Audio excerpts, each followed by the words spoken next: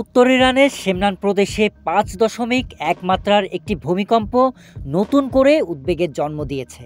ভূমিকম্পটি আঘাত হেনেছে ইরানের অন্যতম গোপন ও কৌশলগত স্থাপনায়, যার উৎপত্তিস্থল ছিল শেমনান শহর থেকে মাত্র 35 কিলোমিটার দূরে এবং মাত্র 10 কিলোমিটার গভীরতায়। সাধারণত এমন অগভীর ভূমিকম্প প্রাকৃতিক হলেও ভূকম্প বিশ্লেষকরা সতর্ক করছেন এই ধরনের কম গভীরতার কম্পন ভূগর্ভস্থ বিস্ফোরণ বা পারমাণবিক পরীক্ষার সাথেও সম্পর্কযুক্ত হতে পারে। অবশ্য সময় ও স্থানের প্রেক্ষাপটই প্রশ্নের জন্ম দিচ্ছে, এটা প্রকৃত ভূমিকম্প নাকি কৃত্রিম বিস্ফোরণ। ঘটনাটি এমন এক সময় ঘটেছে যখন ইসরায়েল ও ইরানের মধ্যে উত্তেজনা চরমে। সামরিক পাল্টাপাল্টি হামলার এই সময়টিতে শেমনানের মতো স্পর্শকাতর এলাকায় ভূমিকম্প আন্তর্জাতিক পর্যবেক্ষকদের নজর কাড়ছে। আইএইএ এবং বিভিন্ন ভূকম্প পর্যবেক্ষণ সংস্থা তরঙ্গ বিশ্লেষণ করে দেখছে এই কম্পন প্রাকৃতিক সৃষ্ট নাকি মনুষ্য সৃষ্ট। যদিও এখন পর্যন্ত এটি পারমাণবিক পরীক্ষা বলে নিশ্চিত করা হয়নি, তবে সন্দেহের ছায়া ঘন হচ্ছে।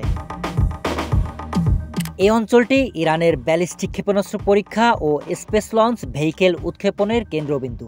পশ্চিমা গোয়েন্দা সংস্থাগুলো দীর্ঘদিন ধরেই এই এলাকার উপর নজরদারি করছে। ভূমিকম্পটি এই অঞ্চলে হয় এটিকে অনেকেই সাধারণ প্রাকৃতিক দুর্যোগ বলে মানতে নারাজ, বিশেষ করে এমন সময়ে যখন ইরান হাইপারসনিক ও বহু ওয়ারহেডযুক্ত ক্ষেপণাস্ত্রের উন্নয়ন চালাচ্ছে। এটিকে কেউ কেউ ডিকয় বা আড়াল তৈরির কৌশল হিসেবেও বিবেচনা করছেন। এই কম্পনের মাত্র একদিন আগে জাতিসংঘ মানবাধিকার পরিষদে ইরান ও ইসরায়েলের প্রতিনিধিদের মধ্যে তীব্র বাকবিতণ্ডা ঘটে। একই সঙ্গে ইসরায়েলের দাবি ইরানের পারমাণবিক কর্মসূচি শান্তিপূর্ণ বলে দাবি করলেও বাস্তবে সেটি গোপনে সামরিক উদ্দেশ্যে বিস্তার পাচ্ছে। ফলে অনেকে এটিকে কাকতালীয় না ভেবে সম্ভাব্য গোপন সামরিক কার্যক্রমের আভাস হিসেবেই দেখছেন। যদিও এই ঘটনায় এখন পর্যন্ত কোনো হতাহতের খবর নেই, তবুও ভূকম্পের কেন্দ্রবিন্দু এবং এর সময়চয়ন এটিকে সাধারণ ঘটনা হিসেবে দেখার সুযোগ দিচ্ছে না। আইএইএ, যুক্তরাষ্ট্র ও অন্যান্য গোয়েন্দা সংস্থা এখন বিষয়টিকে নিবিড়ভাবে পর্যবেক্ষণ করছে।